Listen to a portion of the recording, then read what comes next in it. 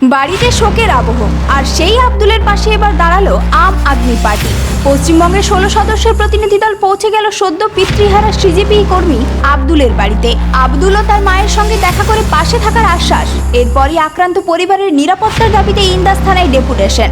তবে আব্দুল নিজে কি বলছেন দেখে নিন আজকের এই বিশেষ প্রতিবেদনে। নমস্কার বন্ধুরা, আপনারা দেখছেন voice of Bankura, presented by Netaji Subhash brand store. Gents, ladies, kids সব পোশাক এক ছাদের তলায়। বুধবার পশ্চিমবঙ্গের আম আদমি পার্টির 16 জনের প্রতিনিধি দল পৌঁছায় আব্দুলের বাড়িতে। প্রথমে আব্দুলের সঙ্গে দেখা করেন প্রতিনিধি দলের সদস্যরা এবং তার মায়ের সঙ্গেও কথা বলেন তারা। পরিবারের বর্তমান পরিস্থিতি সম্পর্কে খোঁজ খবর নেওয়ার পাশাপাশি তাদের পাশে থাকার আশ্বাস দেওয়া হয় দলের পক্ষ থেকে। এরপরে সেখান থেকে প্রতিনিধি দলের সদস্যরা যান ইন্দাস থানায়। আক্রান্ত পরিবারের সদস্যদের নিরাপত্তার বিষয়টি সামনে রেখে পুলিশের কাছে ডেপুটেশন দেওয়া হয়। পরিবারের সদস্যদের জন্য কড়া নিরাপত্তার ব্যবস্থা করার আবেদন জানানো হয় পুলিশের কাছে।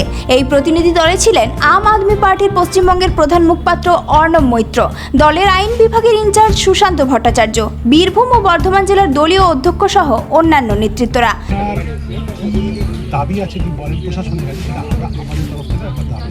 আমার তরফ থেকে তো দুটো তিনটেই দাবি। আমার তরফ থেকে প্রথম দাবিটা হলো, যেহেতু যারা এই যেরকম রকম দুষ্কৃতি করেছে তাদের শাস্তি তো প্রাইমারি, কিন্তু শুধু মেরে দিয়েছে বলে প্রাণের বদলে প্রাণ দিলে তো কোনো সমস্যার সমাধান নেই।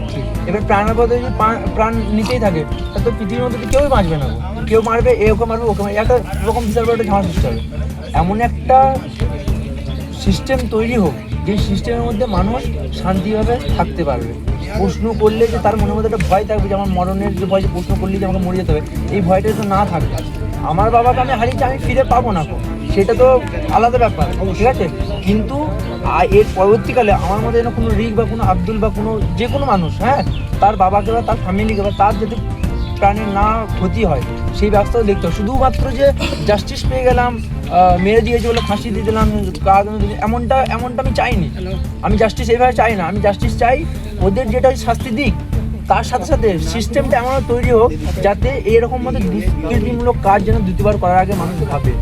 দলের পক্ষ থেকে জানানো হয়, আব্দুলের পরিবারের এই কঠিন সময়ে তাদের পাশে রয়েছে আম আদমি পার্টি। পাশাপাশি পরিবারের নিরাপত্তা নিশ্চিত করার জন্য প্রশাসনের কাছেও আবেদন জানানো হয়েছে। এই দিনের কর্মসূচি থেকে আব্দুলের পরিবারের পাশে দাঁড়ানোর পাশাপাশি গোটা ঘটনার নিরপেক্ষ তদন্ত এবং আক্রান্ত পরিবারের নিরাপত্তার বিষয়টিও গুরুত্ব দিয়ে তুলে ধরা হয়। এই গোটা ঘটনা নিয়ে কি বলছে আম আদমি পার্টির পশ্চিমবঙ্গের প্রধান মুখপাত্র অর্ণব মৈত্র, শুনুন তার মুখ থেকেই।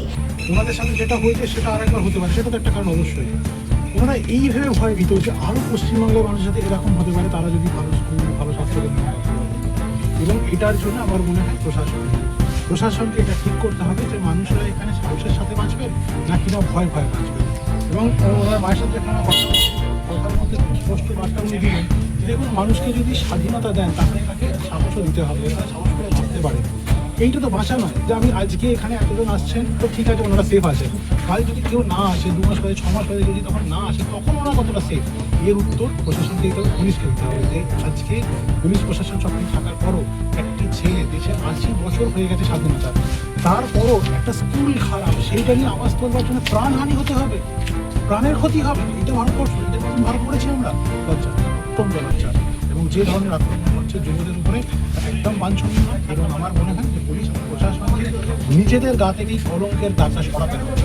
এবং তারা যে নিজেদেরকে কলঙ্কিত করে ফেলেছেন মানুষের কাছে, সাধারণ মানুষের কাছে তাদেরকে ভরসা করতে পারছে না, তাই দায় তাদেরকে নিতে হবে এবং তাদেরকে কলঙ্ক মুক্ত হতে হবে। তার জন্য তাদের যা করা উচিত তা যেন করে। আব্দুলের বাড়িতে গিয়ে পরিবারের পাশে থাকার বার্তা, আর এরপরই নিরাপত্তার দাবিতে পুলিশের কাছে ডেপুটেশন। এই দুই কর্মসূচির মাধ্যমে আব্দুলের পরিবারের পাশে দাঁড়ালো আম আদমি পার্টি।